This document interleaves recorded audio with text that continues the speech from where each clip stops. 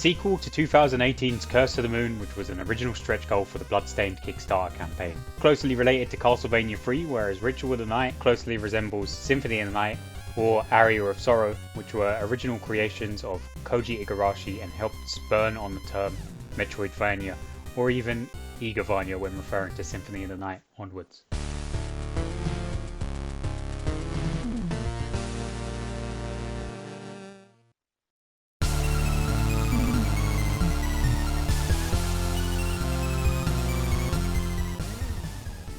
Curse of the Moon allows you to control a multitude of different skill sets throughout its campaign, containing classic Castlevania movement and enemy parallels. Some of these enemies have the same form and function, such as the Medusa heads being replaced by these floating eyeballs, and these frogs replace the Flea Riders and Fleaman enemy.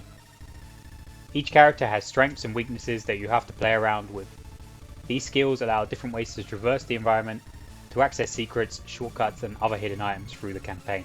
Characters are introduced slowly, and each introduction level allows you to utilize, learn and appreciate their toolset and use it to the best of its ability. From the get-go, you only have access to Zangetsu, who is the protagonist of the Curse of the Moon series of games. For those familiar with Curse of the Moon, it comes with all the same core skills as he did with the first title. Zangetsu comes with all the tools you need to complete the game. Beating the game also unlocks Ultimate Mode, which allows you to select a powered up version of him with a double jump and charge attack. Zangetsu specials all become powered up in Ultimate Mode, but you also get access to this ability in your first playthrough.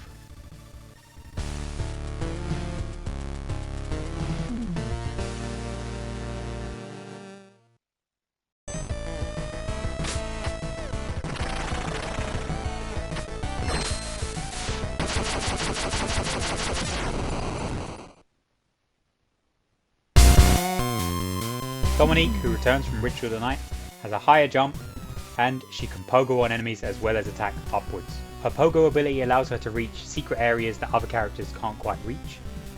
She also acts as a healer and can replenish health and revive teammates if you acquire the correct item.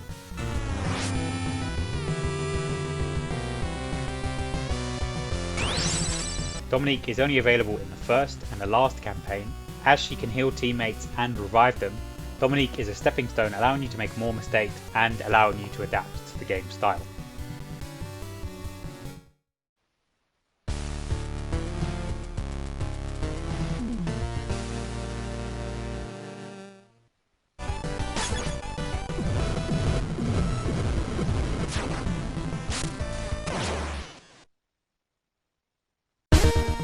Robert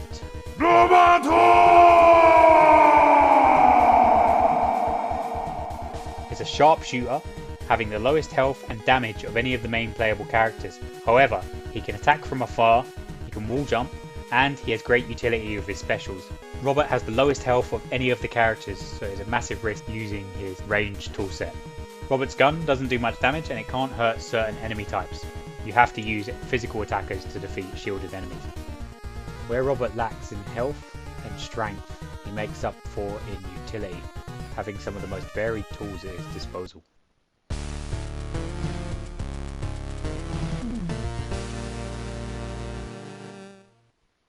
And the last of the original playable characters is Hachi, who is an absolute beast.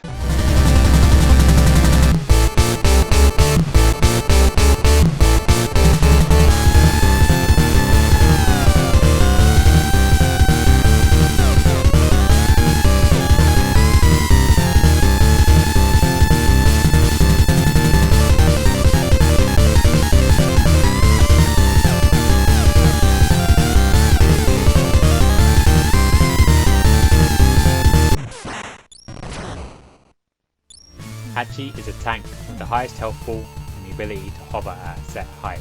Can walk over spikes and can even go invulnerable as long as you've got the ammo for it. Hachi's weaknesses include his size and his inability to slow down opponents. God forbid it bite you. Don't let it bite you. That spider bite you. Spider bite. Hurt. Hurt spider bite. Ouch. Ouch. Spider bit me. Ouch. That spider bit me. Ouch! That spider bit me! Quit it, spider biting me!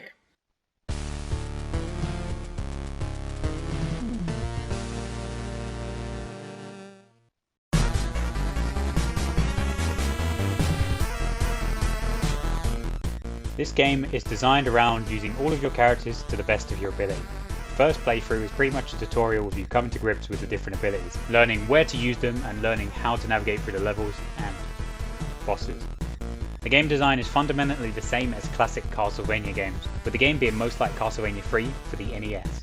You still hit candles or torches for items, you still use ammo for sub-weapons, and sub-weapons are changeable. Some enemy types even have the same attacks and patterns.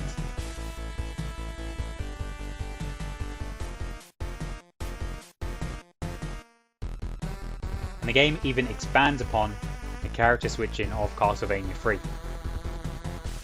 This game is Castlevania in everything but the name. It is a true spiritual successor.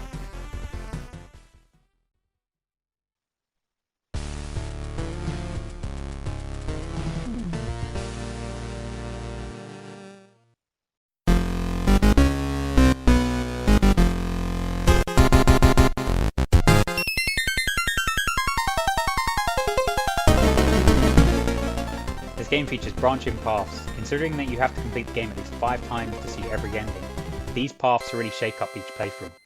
Different characters are allowed to travel through different paths thanks to their unique skills, meaning that you won't really be replaying the same level 5 times. You'll see new and interesting challenges, and you also won't have the same cast of characters and abilities as you go through.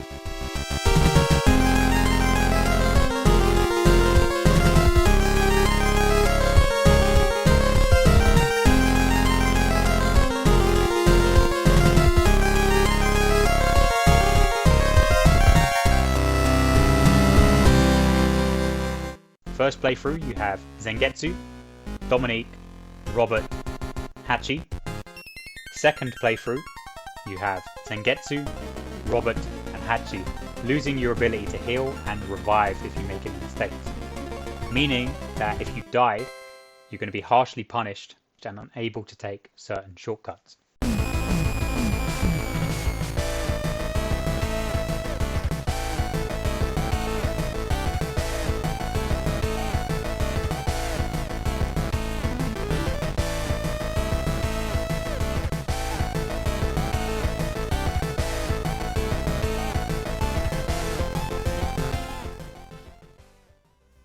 On the third playthrough, you'll have the classic Curse of the Moon characters: Zangetsu, Miriam, Alfred, and Jibo. All these characters play like they did in the previous Curse of the Moon game, and of course open up their own shortcuts and different branching paths. Some segments that you've already gone through may be easier or even harder depending on the characters that you have, or that you're potentially missing a crutch, such as Hachi's invincibility or Dominique's healing. Because you're given such powerful options such as the invulnerability or Robert's ability to snipe enemies, you're given extra tough situations in which these abilities will be needed, or at least thought to be needed. Potentially overwhelming areas that need quick reflexes, smart adaptations and on-the-fly thinking. The game also expects you to discover and figure out different strategies and how to access different shortcuts using your characters.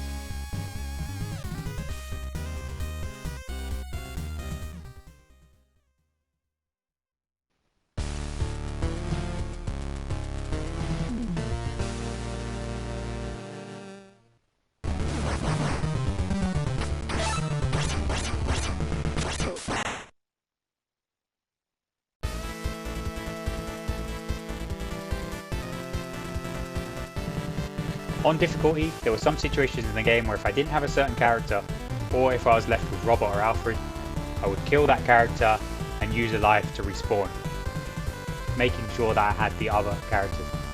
At the same time, having certain characters along can make some bosses trivial. Stage 4 in particular is ridiculously easy if you have Hachi by your side who can destroy the spikes underneath the arena on the second phase.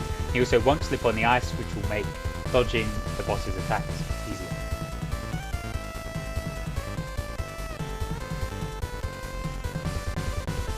The core gameplay stays true to the first Curse of the Moon game, where there were some quality of life changes that you didn't know were needed. Checkpoints are now marked, candles that drop health glow red, candles that drop equipment glow blue. Bosses now have a health bar. Campfire animations add some camaraderie into the level and expand the characters' relationships. And there's even an option to play the game cooperatively. Overall, this game is a solid romp for a classic game style. Personally, I'd recommend this to everyone willing to give it a shot. However, because of the game's difficulty and punishing nature, it's not for everyone. There are multiple moments in the game where I can see others losing interest, but those who persevere will find an excellent old school adventure that is a modern classic. I give this game a score of 8 out of 10.